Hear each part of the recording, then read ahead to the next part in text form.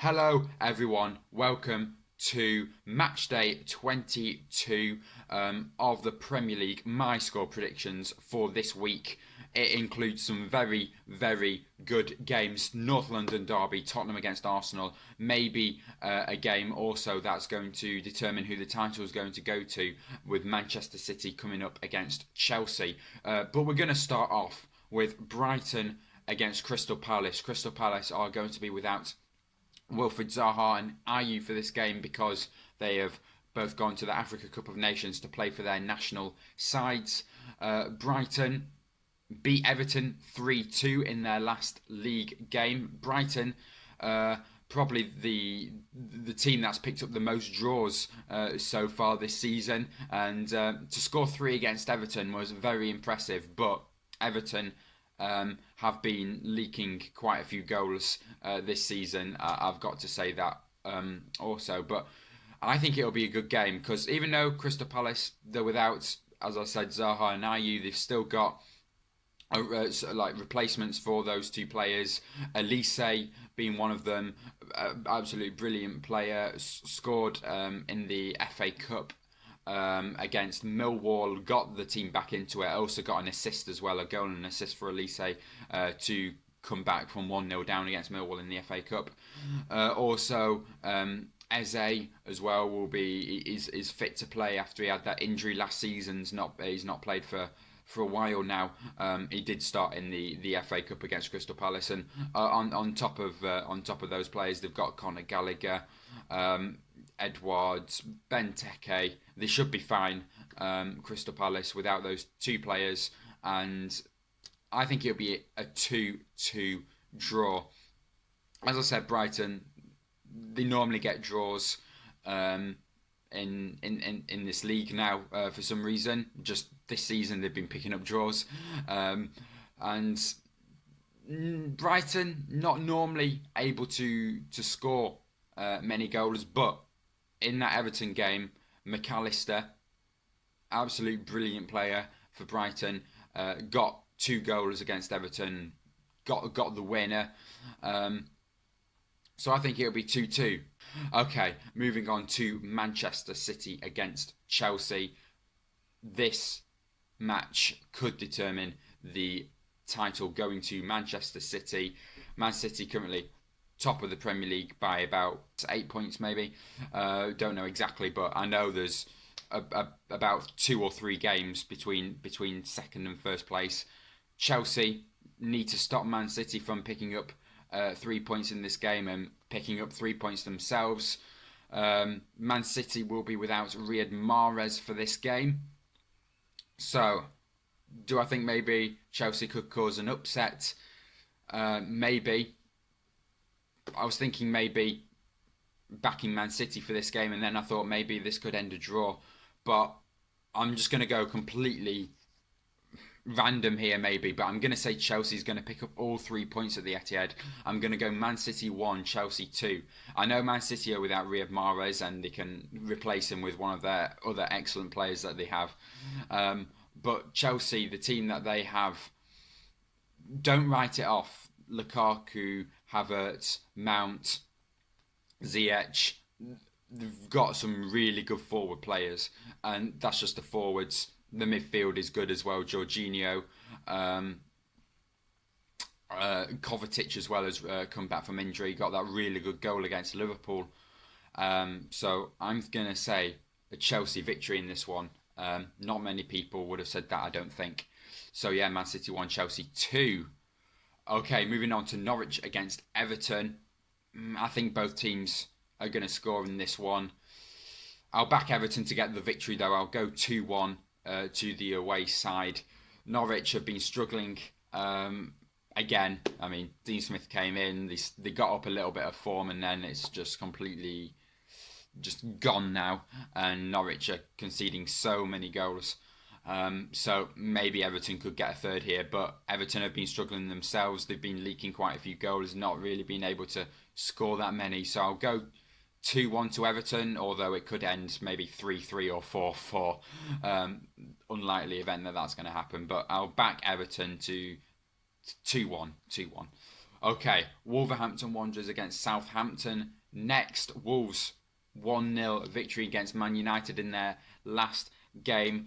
I said that could happen. I did predict 0-0 between Man United and Wolves, but I did say that Wolves could nick it, and that's what they did right at the end. Kept the clean sheet, and they went for it, and they got it. So well done to Wolves. Southampton themselves have been scoring quite a few goals lately in the league, getting roughly around 2 goals per game in the last 3 games. I'm going to say this is going to end a boring 0-0 though. I don't think Southampton will be able to score against Wolverhampton Wanderers, and yes, they managed to score against United, Wolves did, but I don't really think they'll be able to get one against Southampton. They may be able to. Again, it could be one of these things that Wolves nick a late goal at the end, but I'm going to say it'll stay 0-0 throughout this game. So boring game for me. Newcastle against Watford, two really struggling sides. Newcastle United leaving the FA Cup after a defeat to League One side, I do believe League Two side. Can't remember the exact team, but I'm going to say Newcastle victory in this one. They're at home. Watford have been struggling. Really, the FA Cup run of form's nothing really to do with the league run of form. So I expect Newcastle to really bounce back from the FA Cup defeat, but bounce back in the league and pick up an important 3 points for their survival and for the Premier League for next season. So 2-1 to Newcastle, two teams with really struggling defences this season. So again, could end 3-3, 4-4 this game, but backing the home side. Next up, Burnley against Leicester. Don't think Burnley will score in this game. Leicester been doing really well this season, mid-table currently, but I think they'll get up there towards the end of the season, maybe make it in Europa League football. I'll say a comfortable 2-0 victory to Leicester City in this game. Leicester will be without Iheanacho because he is gone to Africa Cup of Nations to play for Nigeria. But apart from that, I think Leicester should survive. Aston Villa against Man United. We get a chance to see Felipe Coutinho's return to the Premier League, playing for Steven Gerrard. Aston Villa at home in this game. Man United really struggling at the moment, losing to Wolverhampton at home in their last game, as I did say previously. I'm going to say it's going to be a complete repeat of that scoreline, and I'm going to back Villa to win 1-0. That is a big statement by me, seeing that United, they still have their fantastic players like Ronaldo, Bruno Fernandes, Sancho, yeah, I think United will struggle again. So 1-0 Villa. West Ham against Leeds United.